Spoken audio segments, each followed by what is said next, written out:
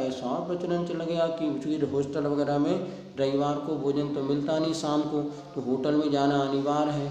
और होटल ऐसे भरे हुए हैं, आप जाके बड़े शहरों में देखो, इंदौर वगैरह में गुरु कृपा आदि होटल हैं बताते, और वहाँ पर तो ये 56 दुकान, रात में सारे स्कूल कॉलेज के लड़के लड़कियाँ वहाँ जाके अभक्ष भक्षण करते हैं। रात में 12-12 बजे 2-2 बजे तक खाना पीना और क्लब आदि में जाना, डांस करना, मौज मस्ती करना, यहाँ तक कि अनैतिक संबंध तक वो बना रहे हैं, क्योंकि उनको वैसा एटमॉस्फेयर मिलता नहीं।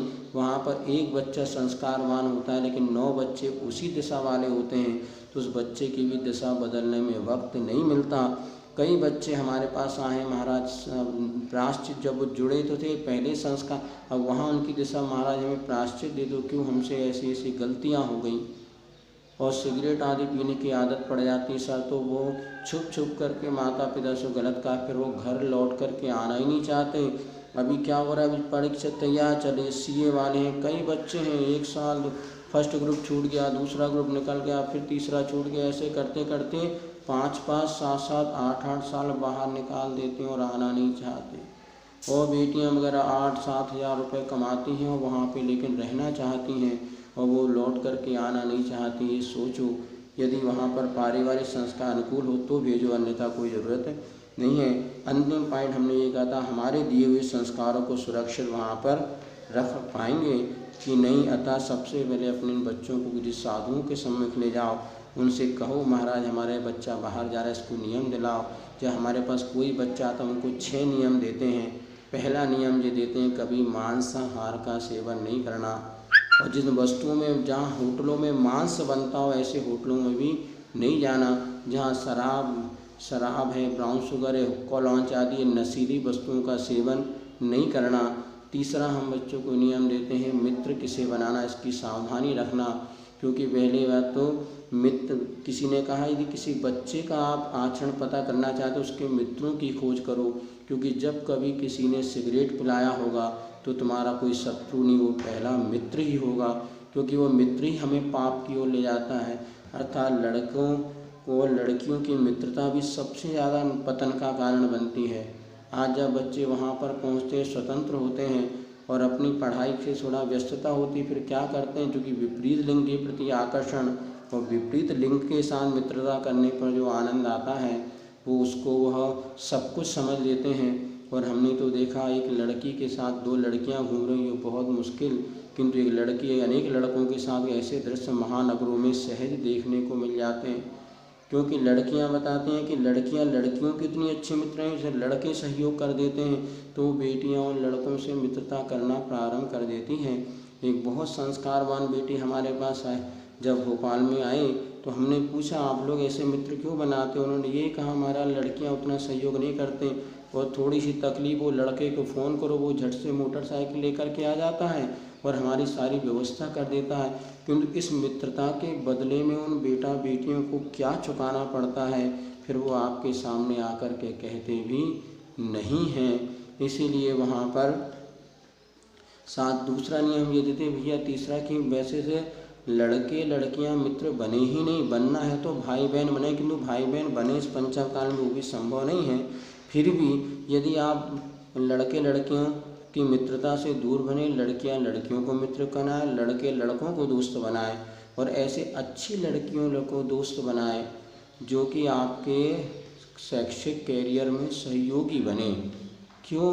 क्योंकि अभी एक न्यूज़ हमने पढ़ा था, जो बच्ची या बच्चा एक बार गलत मार्ग में लग गया वो अपने मित्रों को भी उसी तरह ढालना चाहता है, क्योंकि चोर चोर मौसे रे भाई, उसको पता है यदि मैं आज गलत कार्य कर रहा हूँ, मेरा मित्र नहीं कर रहा है, तो वह कहीं ना कहीं मुझे गलत फंसा सकता है, इसलिए उसको भी गलत काम में फंसाना चाहता है। अभी एक बच्ची ने सुसाइड कर ली थी, बी फार्मा पढ़े थे इंदौर में, उसने सुसाइड करी तो सुसाइड नोट्स में उसने यही लिखा कि मेरी सहेलियां मुझे गंदा काम करवा रही थी और मैं गंदा काम करना नहीं चाह रही थी, और मैं इतनी स्ट्रांग नहीं बन पा रही थी कि अपनी सहेलियों का प्रतिकार कर सकूं, इसलिए मैं फांसी लगा करके मर रही हूँ।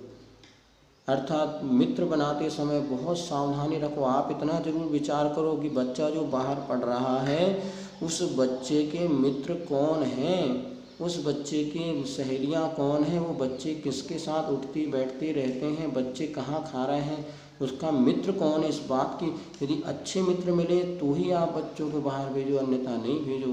तो हमारा एक तीसरा नियम बच्चों को ये देते हैं। चौथा नियम ये देते हैं कि बेटा देखो, सफलता और प्रसन्नता में सफलता भले ना मिले किंतु प्रसन्नता बनाए रखना, अर्थात कैसी भी परिस्थिति हो आत्महत्या का विचार मन में नहीं लाना।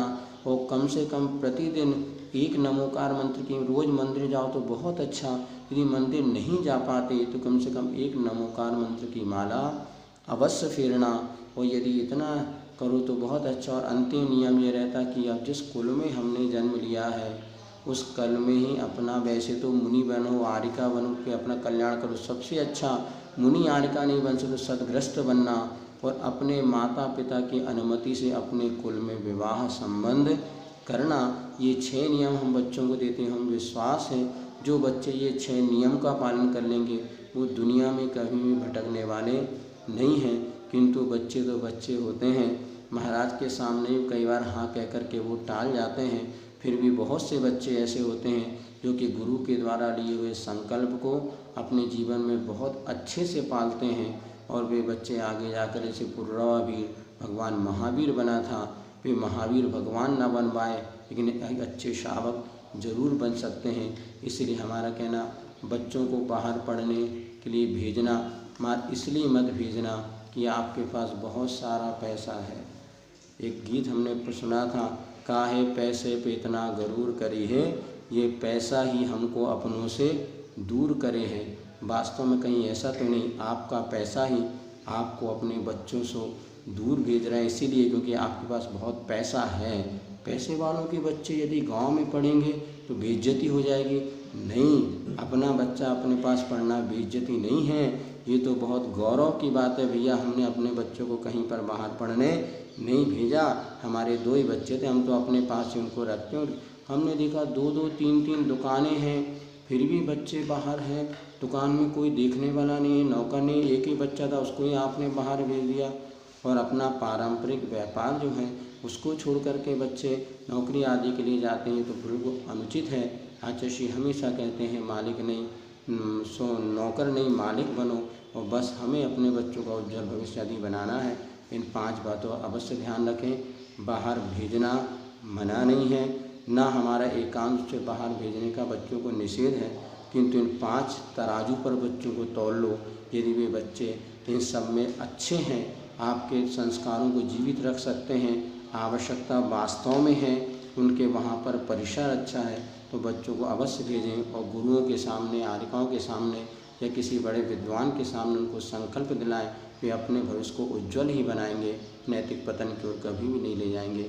इससे बच्चों का भविष्य अच्छा बने, आप सबका जीवन सुखी बने, और जो बच्चे आपके अपने बच्चे हैं हमेशा आपके पास रहें, और आपकी अंतिम श्वास उन बच्चों के सामने निकले, और वो आपके अंतिम संस्कार में उपस्थित रह करके अपना कर्तव्य निर्वाह कर सके। इसी मंगल भावना के साथ ओम शांति, ओम शांति, ओम शांति।